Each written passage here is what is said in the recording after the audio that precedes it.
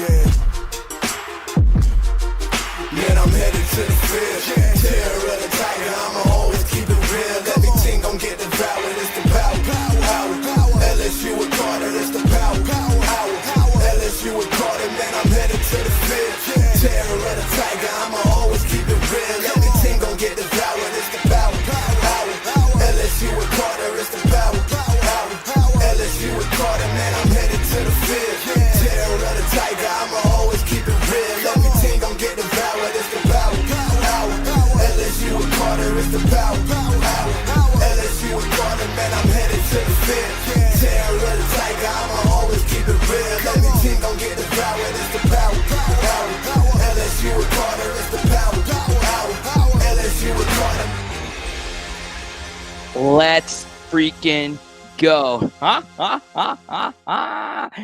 have Alabama winning by multiple possessions this weekend. I don't think any of you have a different opinion unless you want to speak forward. I hope you are correct. I would do nothing more than for LSU to go 4-0 and us ride into the sunset with Frank Wilson and a ton of donors building a super roster going into the 9-game conference schedule in 2026. Obviously, the big news from today is we're all in on Verge Ausberry as the athletic director. You see the thumbnail image. He took a photo with President Wade Roos, and we are just praying for alignment. I highly recommend you check out Preston Guy's epic rant on this channel. We even made a special video. That's how epic it was. And hopefully everything that all us talking heads have said over the past 2 weeks is just thrown under the bus as LSU moves forward in their head coaching search. You know, I released a video on my personal Twitter account a little bit earlier today because so many people point to the month of November being the best month in college football, and I simply could not disagree anymore.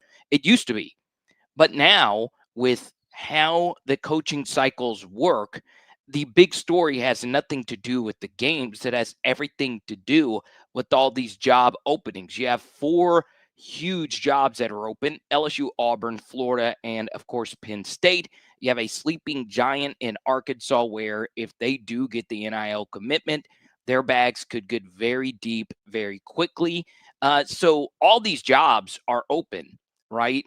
You saw Wisconsin make a decision to go with Luke Fickell going in to next season. I could see that changing. I really could. He's been that bad. But, you know, for me, the month of November has kind of been stymied in many ways. Yeah, you have a team like Vanderbilt playing for their playoff lives. The same thing for Oklahoma. So you do have more cooks in the kitchen that could potentially make the college football playoff. But outside of that, everything in college football has been about the college football playoff. So even if we win this game versus Alabama, they can still comfortably make the playoff if they win their final 3. And the likelihood of them winning their final 3 is still pretty high. They play Oklahoma, Eastern Illinois, and Auburn. So they would need to get by Oklahoma for them to actually reach the college football playoff. I think they go 2-0 these next 2 weeks. They get back-to-back home games here, and they have a road game versus Auburn. So, you know, for me, I do not love the month of November, but it's still great. It's still rivalry week at the end of the month, and it's still one of those things where we really need to lock in and see if we could pull off this upset versus the stupid freaking Crimson Tide. It is Buck Fama all day, every day. Let's go. Let's go.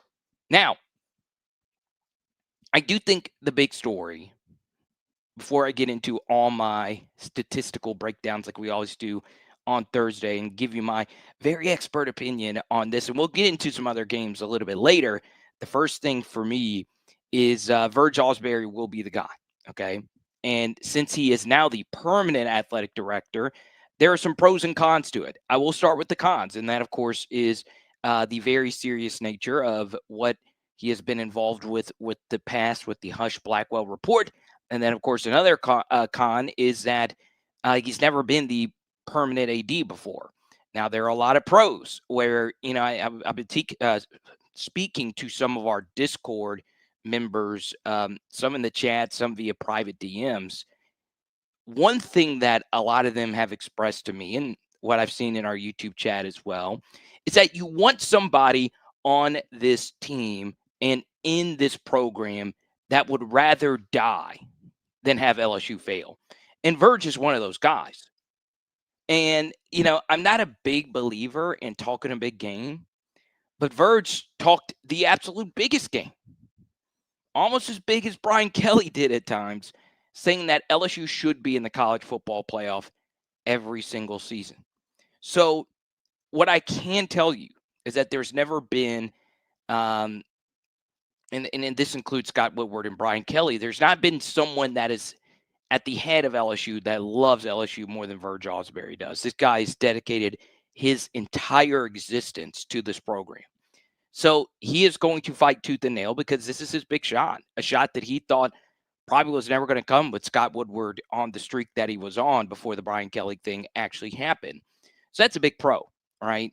And then, of course, he has, kind of talked against what Jeff Landry has said publicly, that he's just going to find the best football coach imaginable, not to worry about the incentivized contracts, if you will.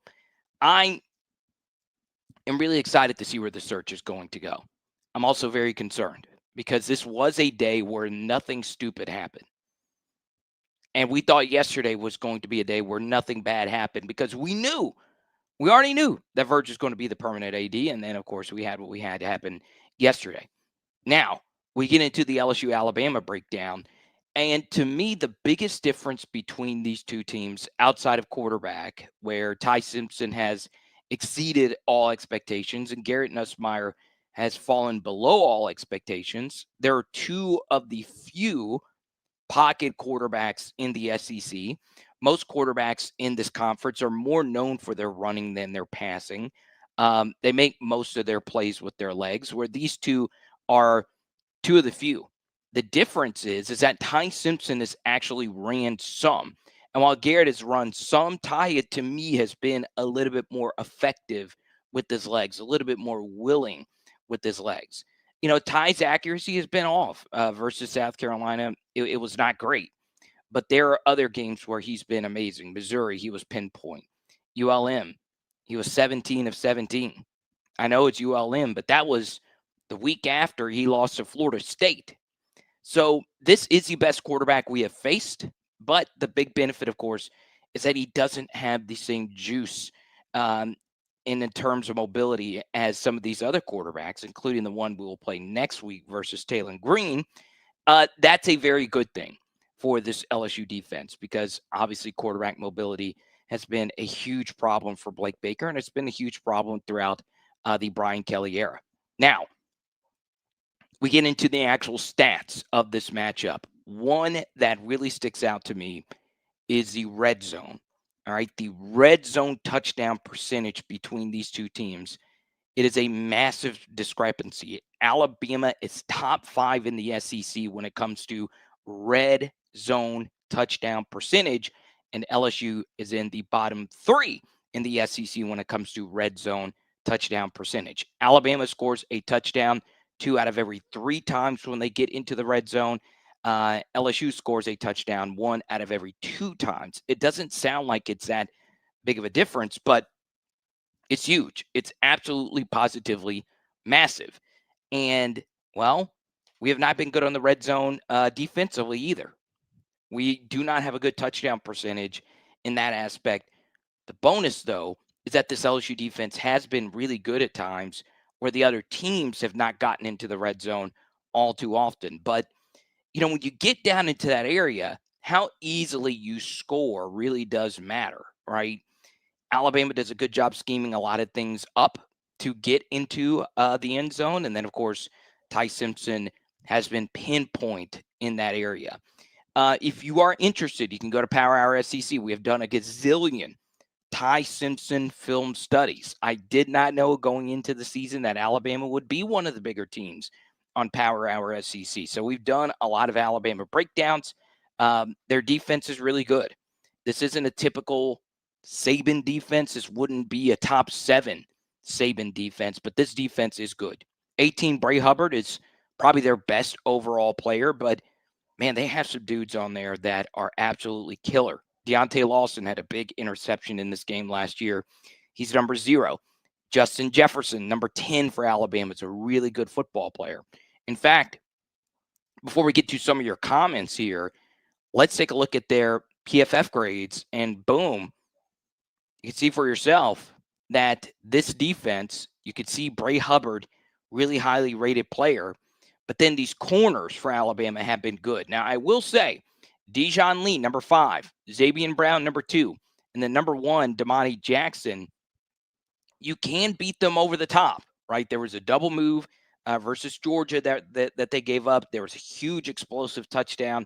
So if you can get vertical, you can be able to move the football through the air versus this defense. Now, one thing I will also say, and this is to me the big stat going into what LSU really hammered home this past weekend in their press conferences, is that Alabama is the second worst rushing defense in the Southeastern Conference. Let me repeat, on a yard per carry basis, this is the second worst defense. And if you really sit down and watch that Texas A&M game and you watch that South Carolina game, you could see that LSU did have some good runs. Now, this is where it's about to get really nerdy.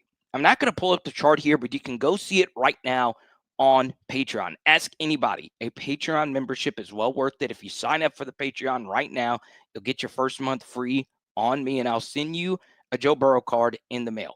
Sign up now. I'll get an alert. The link is down below, and I want you to see this chart that we dug up where LSU in the SEC is the best rushing team when the ball is at or near midfield. Okay, they are the best rushing team. But they are by far the worst rushing team when they get into the red zone. By far. And what you'll see with the chart is that the line, in terms of efficiency, goes up like a mountain and comes down like a mountain and then just keeps sinking. It's like an Enron stock. It's like ESPN bet stock right now. It is going straight down. And that would technically be pin stock. If you keep up with that, you would get the reference. But it's insane. LSU can run the football when the football is not in the most important portion of the field for your offense, which is the scoring zone. It's a red zone. And to increase the sample, I like to include the 30-yard line on in. All right. So why can't LSU football run the football in the red zone? Well, so much of red zone rushing is your quarterback rushing, and Garrett, of course, doesn't give you anything there. And we also get very predictable when it comes to that portion of the field. We can get a little bit more creative, okay? But go to patreon.com, sign up. You can see the full study. I worked really hard on it. I know these type of football studies get lost when there's a coaching search going on because everybody just wants to talk about who the next guy is. But I do want to include this, that on Saturday, we will have our normal pregame, halftime, and postgame shows, thanks to our friends at Fortified Gulf Coast and Labor Therapy. But outside of just that, I want Saturday to be about the game. I really do. This is Frank Wilson's dream to coach this team as the head coach. This is Alex Atkins' dream, all right, to be the play caller of a P4 team. There's a lot of coaches getting to live their dreams for the first time, all right? So there are a lot of players on this team that sacrificed millions of dollars to not quit on the team in redshirt. And it shows you how good Brian Kelly's buy-in actually was with this team, because there were 5 players who were fourth-year seniors that had every right in their body to quit before the Ole Miss game, and they unselfishly decided to not do it. So I will say as a fan that we owe it to them to give them everything we have as fans as we go on the road and play Alabama. Some of my favorite moments as an LSU fan is when we've won these nothing games, spoiling someone else's college football playoff or college football dreams, if you will, like we did back in 2020 versus Florida. Okay. So I am so pumped up for that. Now, before we break down a few other things and then get into a statement from Brian Kelly, let's go to legendary CEO. How many red zones touchdowns all season? I could pull that up for you really quickly. Southeastern Conference, just to let you know that I'm not lying to you. Red zone conversions, and we'll pull this up just for one of our members, Mr. Legendary CEO. We really do appreciate all your super chats as well. All right, I'm hitting the wrong damn thing. Boom. Okay. So we go to here, touchdown percentage, and you could see Alabama, and I actually misspoke. I said that they scored touchdown on 2 out of every 3 possessions. It's actually better than that. 3 out of every 4 times they get into the red zone, they score a touchdown. Whereas LSU, we're 1 out of every 2 times, just slightly better than 1 out of every 2 times, like 1.25 out of every 2 times we get into the red zone. We score a touchdown, which is not good. It's not good. Okay, you could see some of the better teams in the SEC, they have high touchdown red zone percentage. You can see Arkansas, man, dude, Arkansas's offense has been historically good. It's just they're Arkansas, so they're going to lose. Okay? Now, let's get to a few other comments.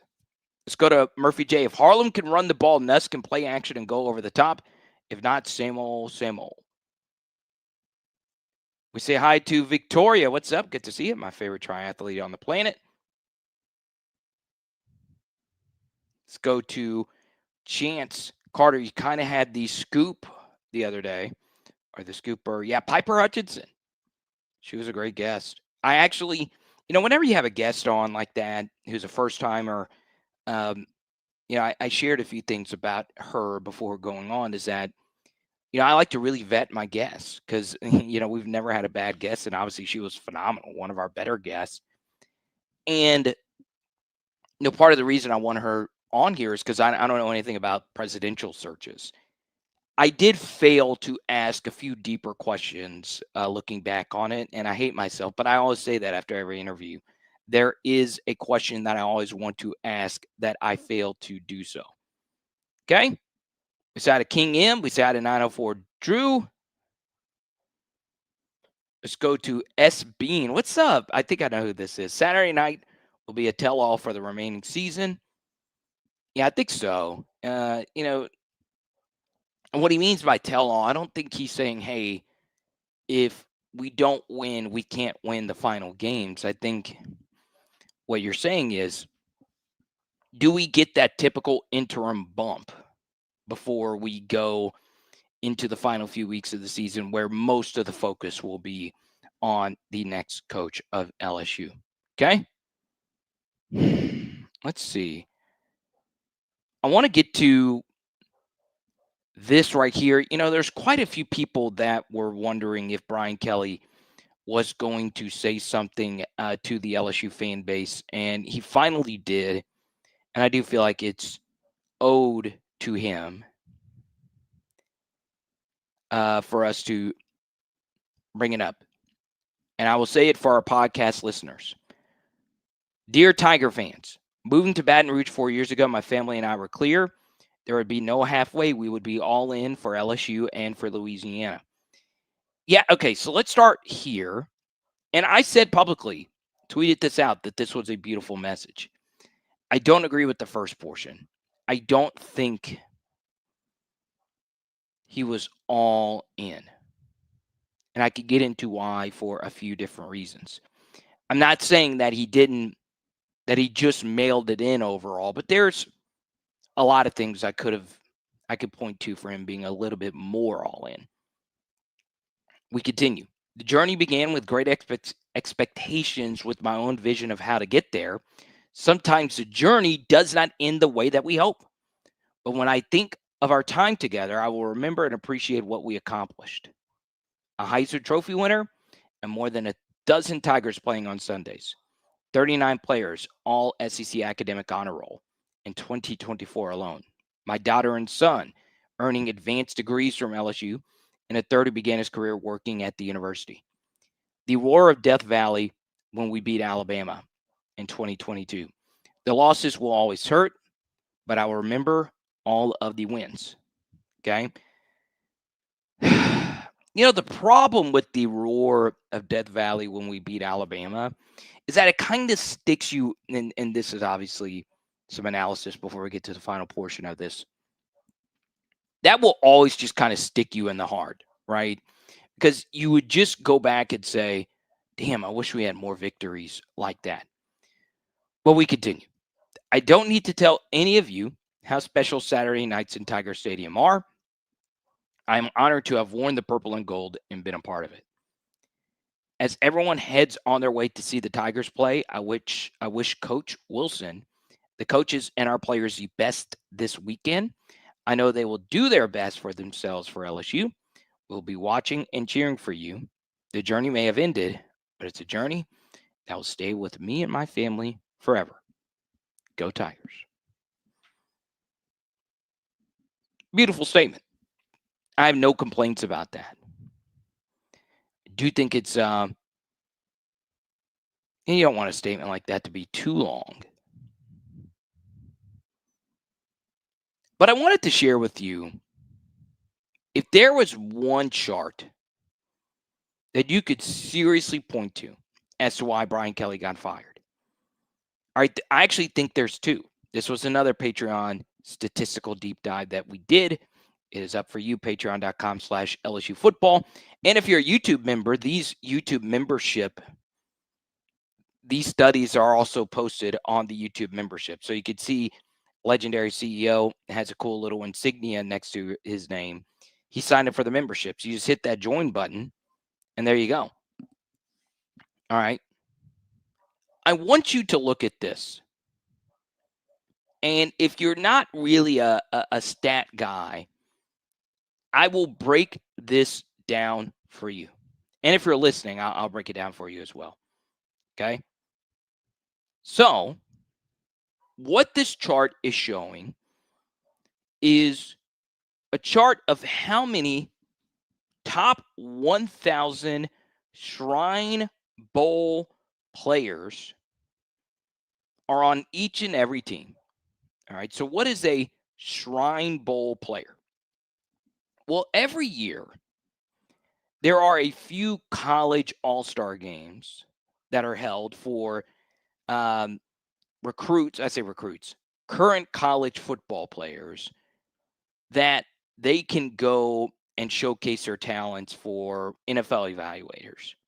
And it's not just the game itself, it's the week leading up to the game. So there's two big ones, all right? And there's more than just these two, but there's two big ones, okay? There's the Senior Bowl that is held in Mobile, Alabama. And then there's also the East and West Shrine Bowl that is held in Las Vegas. So the Vegas one is the one who comprises a Shrine Bowl 1000. And basically, what these numbers show are the 1,000 players that the Shrine Bowl are evaluating to eventually send out an invite for them to come to their bowl game. All right. So it's not an official invite. Obviously, you can't invite all 1,000 players, but it's just guys that are on their watch list. So think of this as like a Heisman watch list, or, well, the Heisman doesn't do a watch list, but the Big Narc watch list. All these awards do like watch list, if you will. And basically, this is just a top 1,000, and I do think it only includes draft eligible guys. I think so. And you can see that the x-axis of this chart is how many Shrine Bowl 1,000 watch list players are on LSU. And we were tied for third in all of college football for Shrine Bowl watch list players. The only other teams that were ahead of us, Texas Tech was number 1, Alabama number 2, Texas A&M number 3, and we were tied for 3rd. These are the following schools that were slightly behind LSU in Shrine Bowl players. And by the way, these 4 schools are the only 4 that had north of 20 Shrine Bowl players.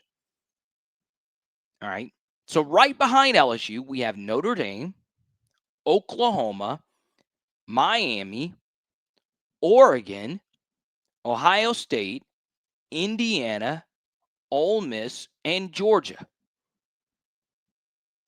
All of these teams are in the college football playoff, or the current iteration of the college football playoff. We are the only one.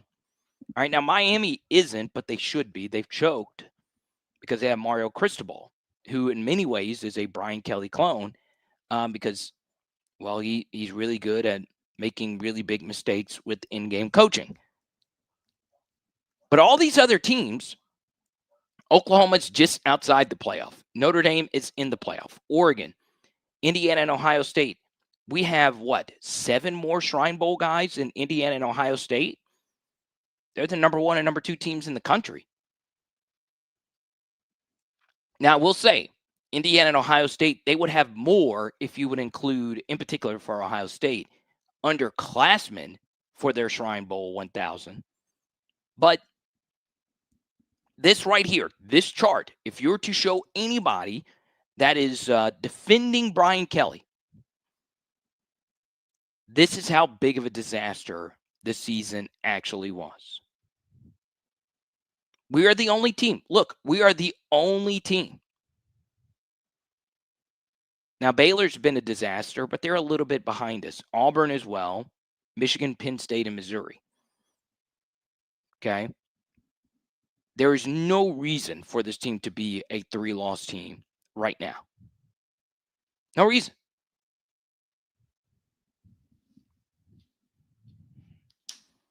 Murphy J says, according to an article I read on the internet, 68.4% of internet statistics are made up. Yeah.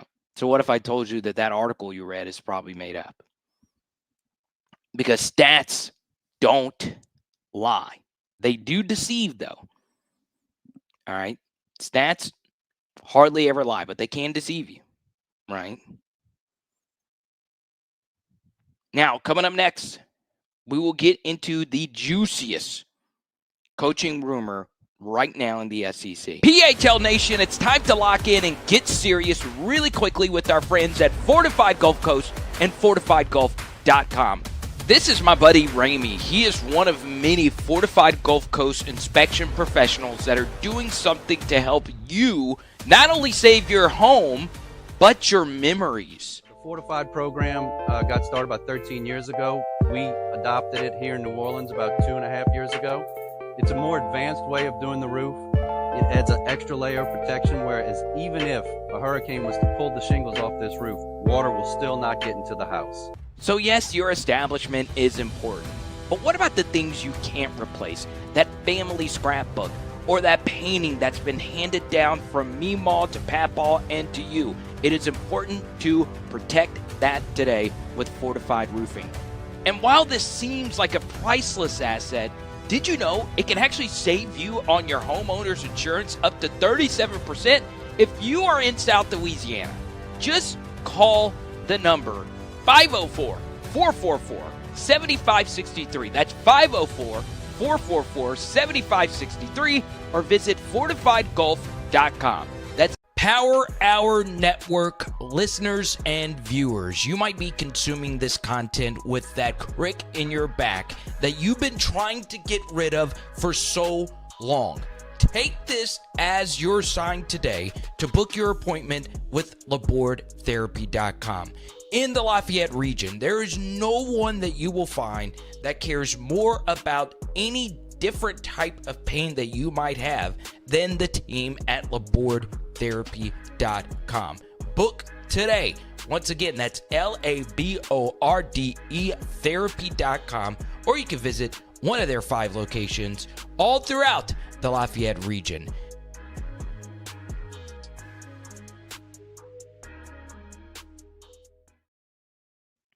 There is some heavy James Franklin and Arkansas steam going on right now.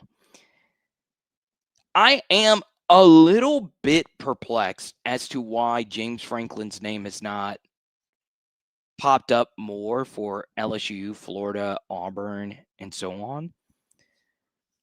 But I'm talking about not just me, like actual people that cover Arkansas every single day. They've heard the same. Okay. Very fortunate to played high school football in the state of Arkansas.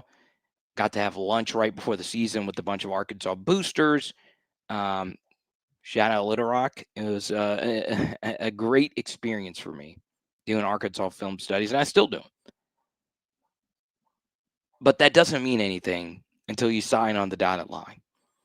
I would not want James Franklin as the next head coach of LSU, though. I would not. It's just not me. Okay? But I just wanted to put that out there. Now, as far as other coaching rumors are concerned, there is a really good fake Ross Dellinger burner account that's out there. Do not get sentled by him. You can get very mixed up.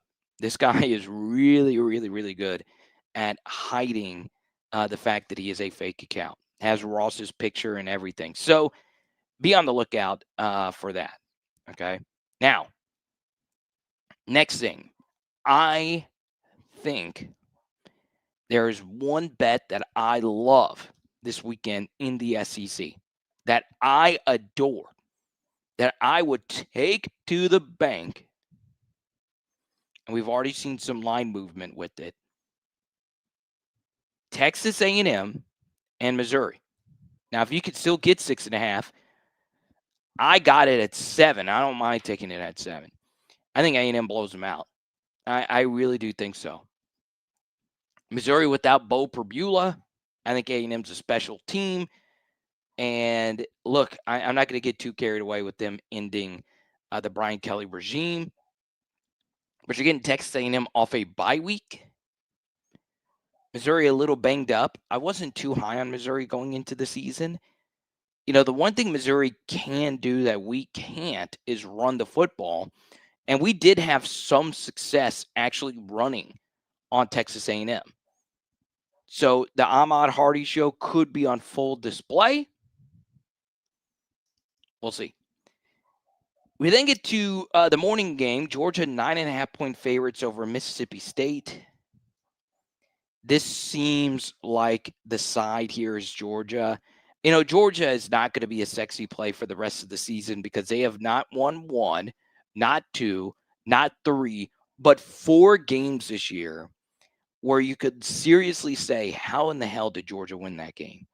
Down 10-0 on the road versus Auburn, they win. Then they are losing to Florida. They find a way to get it done. They're losing to Tennessee. They find a way to get it done. This is a scrappy Bulldogs team. But I do think the dogs here are loose. And I'm not talking about the clangas. And Mississippi State has been the feistiest SEC team on the season. They have not gotten blown out. They have been competitive in pretty much every game. The upset victory at home versus Arizona State. But I do think Georgia rolls here. Citadel and Ole Miss. Will Lane have a concentrated, locked-in team? We saw what they did versus Washington State. We get to Vanderbilt and Auburn. Vanderbilt 6.5-point favorites versus Auburn, with the total currently floating at 45.5. You know, for me, I still like the under in this one. I do think this game will be competitive. Obviously, the first week of the DJ Durkin interim era. So I guess I would lean under, even though that total is low at 45.5. Another 45.5 total is Kentucky at home versus Florida. every year you get that one victory from Mark Stoops, and that victory already happened versus Auburn, a game that you thought that they were not going to win. They won 10-3. They welcome in a Florida Gator team that's down on their luck. This is a team that should have beaten Georgia last week in a rivalry game. Will they be up at 3-5 versus these Kentucky Wildcats? Well, one thing we could say about Florida this year is that they're not an explosive offense. They have not put up 30-plus points since the season opening game versus LIU. So I do think Kentucky finds a way to move the football some. So I am leaning Kentucky here, but, Florida-Kentucky is always an ugly game. And then we get to LSU, Alabama. I've already given out my pick a little bit earlier for this one. I do think Alabama rolls. I don't like the fact that LSU goes into this game with the offensive tackle situation being the way that it is. I would feel a little bit more comfortable about this if LSU had a good tight end room. They have an elite receiving threat at tight end in Trey'Dez Green. They just don't have a single tight end on the roster that they trust that can block. Bauer Sharp has been a disaster this season for LSU. So, when you have bad offensive tackle play, one thing you can do to help is have your tight end staying in block. That's why I would play Donovan Green more. I would play him a whole hell of a lot more. I know Bauer Sharp gives you more as a receiver, and his speed is truly great for a tight end. But I am leaning Alabama covering the spread comfortably, 31-13. Now, here's the problem with that, though. Okay, the biggest criticism of Kalen DeBoer is that the games where they should obviously take care of business, they never do. Okay. South Carolina was a good example of that. But I will say Alabama as a 12-point favorite on the road versus South Carolina, there was a lot of sharp people on South Carolina. Big bets on the Gamecocks. This is a little bit different. All right. It's not really that big of a shock with South Carolina being in the tank that they came out and played hard with that great home field advantage. This is a little bit different, though. This is very different, in fact. So for me, with Alabama being in a spot where no one's giving LSU any shot of winning this game, that's why you should go bet the Tigers. Okay? So there you go. Let's go to Pegasus. Carter, if you had to make a guess, what week would you expect a new head coach to be named? I think it's going to be pretty late, y'all. I do. I really, really, really do. Okay? Now,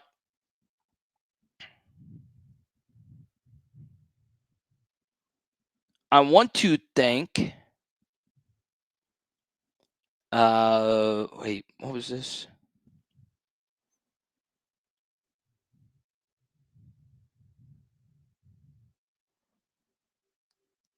Make sure. Okay. That was another burner account posting something fake.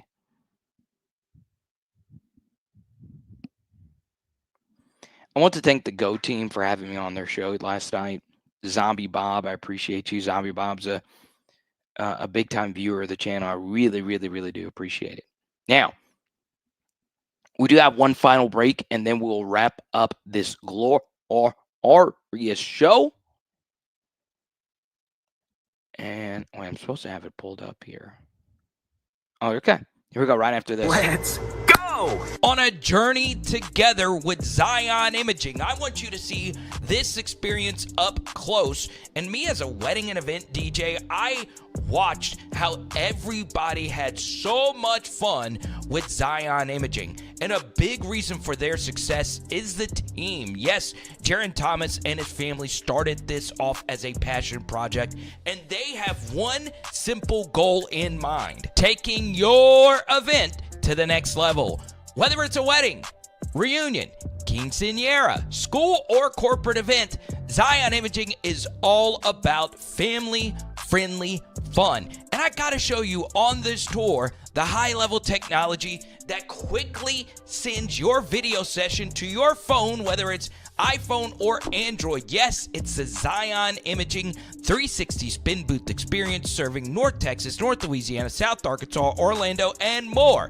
Give us a call, 318-469-4265. Check us out on Facebook or book us at Zion Imaging, XYANimaging.com. Big congrats to LSU soccer, the real football. They upset Mississippi State, and then they will go on to play in the SEC championship game. I couldn't name a single player on this team, and I love soccer, so I feel like a poser here. But I am happy to see LSU win in God's chosen sport outside of American football. Let's go to Temple of Brutus. Go Tigers beat Bama in their own house. I would love to see it. Now, as always, on Thursdays, I like to be a little bit more brief. In the next 10 to 15 minutes, answer as many questions as you possibly can. Or I will try to answer as many comments as we possibly can. If you super chat, we'll keep this party moving.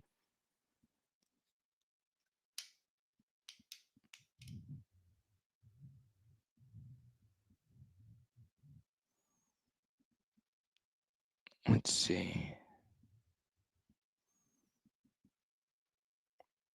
LSU wins 96-60 over Tarleton State. I do not want to get too excited about LSU men's basketball just yet. Okay?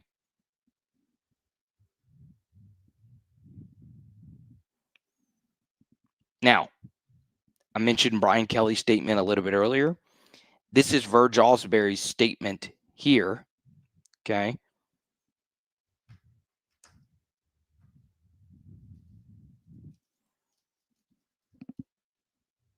Let's go through this. Dear LSU family, as an important part of the Tigers community, I want to share with you directly that President Roos this afternoon formalized my appointment as the LSU Director of Athletics. We're quietly assessing candidates for head football coach, and we will accept nothing short of finding a coach who will make a Tigers a national championship contender year in and year out. Stewardship of LSU athletics is an honor and the work of my entire lifetime. I will not fail you. Thank you for your strong commitment to LSU. I know we're going to continue to do great things together. In Louisiana, our flagship institution enjoys the advantages of a talented staff, rich traditions, and passionate fans. With our big personalities and commitment to winning, we expect to succeed across the board every year.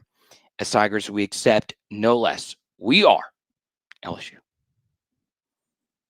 Go Tigers.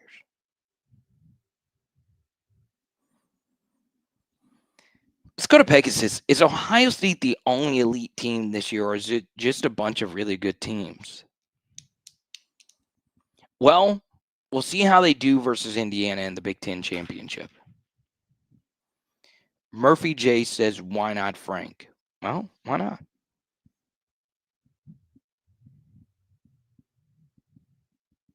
Why not? I'm open to it. I wouldn't do it. It would be somewhat low on my totem pole, but I'm open to it.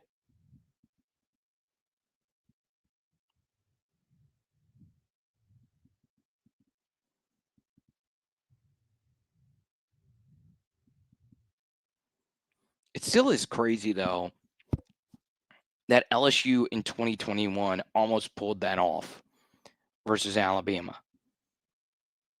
And it is important when it comes to handicapping these games. Brian Thomas Jr. scored a touchdown early in that one. That you factor in that this is not a normal game. This is our season. This has always been our season. And once again, there is a lot of wacky stuff that can happen at the end of this season, okay? If LSU wins out, they will have a playoff case, if you will. They would have a case. They wouldn't get in, but they would have a case. All right. So you take a look at the 3 LSU losses. Who are they against? Ole Miss, who's probably going to be a playoff team. Vanderbilt. You would need Vanderbilt to lose 2 times for you to get into the playoff. Vanderbilt's only got 3 games left on the season. They play Auburn, Kentucky, and Tennessee. You would need them to lose twice for you to get in over Vanderbilt because they own the tiebreaker, beating you the way that they beat you in Vanderbilt, in Nashville. But you take a look at the SEC hierarchy. A&M's way ahead of you. You're not catching them. Georgia's way ahead of you. You're not catching them. Alabama, even if you beat them, they're ahead of you. All right. But for you to get in, if you win out, you're getting in over Tennessee. If you win out, you would need some help to get in over Texas. If you win out, you're going to be in over Oklahoma. You would need some help with Missouri as well. But once again, what would Missouri's best win actually be? I don't know. But if they lose to Texas A&M, they'll have 3 losses as well. You would probably have a better resume than Missouri. Okay. What about Ole Miss? Well, Ole Miss is going to get in ahead of you. So you're going to be 5th in the hierarchy pretty much no matter what. All right. A&M's so ahead of you. Georgia's so ahead of you. Alabama, you would need them to lose twice, which is not happening. So even with Alabama only having 2 losses, one of which is to you, you're not getting in over them with 3 if they only have 2, right? And then, of course, Ole Miss is going to get in over you. They only have, They have 1 loss at this point. So if you went out, you're at best the 5th team. Can the 5th team get into the college football playoff from the Southeastern Conference? Well, Texas and Oklahoma right now are the 5th team. They're the first teams out of the field. So, yeah, LSU can get in if they win out. Still a long shot, a very short shot.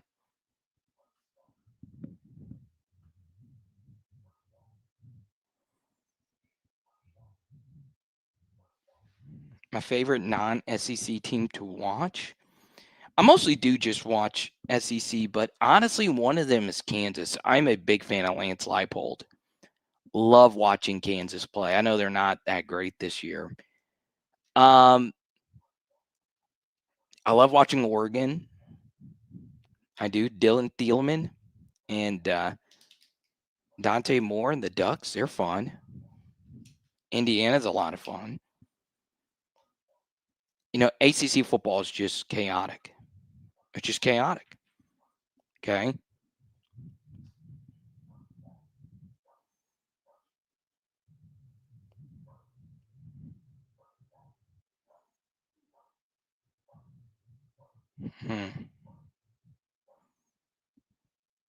All right, we'll take a few more here and get ready for Thursday Night Football.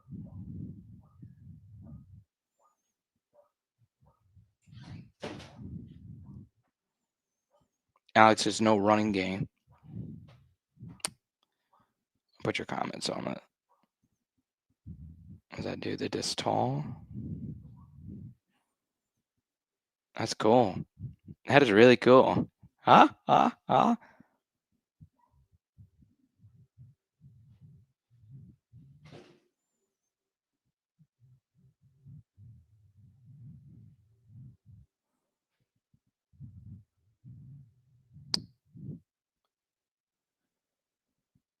Shout out to Derek Queen, making my life a lot better as a Pelicans fan.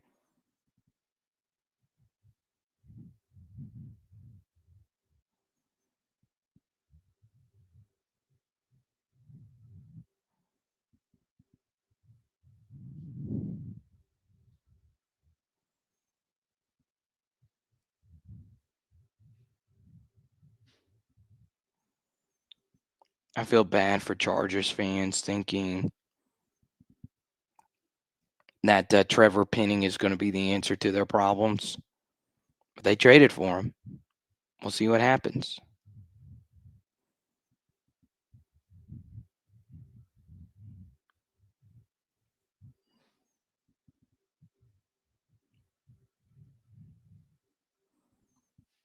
So there you go.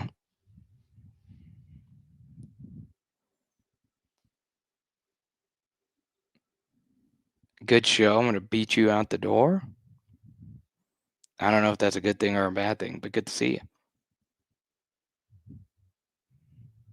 Let's go to Peter watching in Ireland. You got me smiling across the pond, thinking of an LSU playoff berth. Well, I mean, you would also need a lot of help. You know, I think one thing that really helps LSU is that the ACC and the Big 12 have a higher likelihood of just being a one-bid league. And then, of course, you have the Group of Five school. There's only going to be one Group of Five school. So you then need some help in some of the other Big 10 schools just losing. You want a lot of chaos in the Big 10 towards the end of the season. Once again, you're probably not going to get in over Alabama. You're probably not going to get in over Georgia. You're definitely not getting in over A&M. No chance. And then you're not getting in over Ole Miss.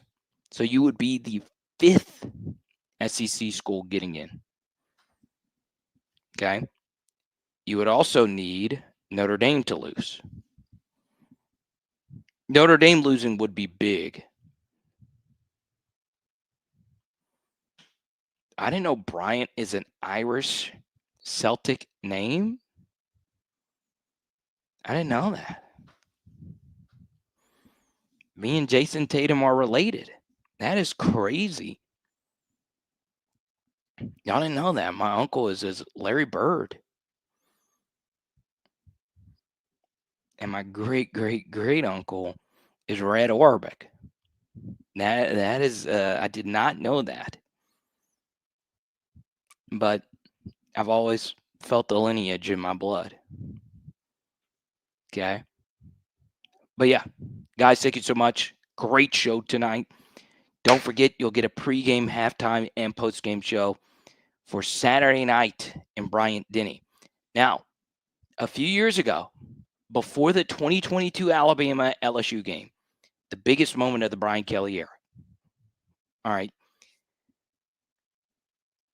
I did a podcast on why we should celebrate the LSU Alabama game. It was the last true edition of LSU Alabama. Now, what did I mean by that?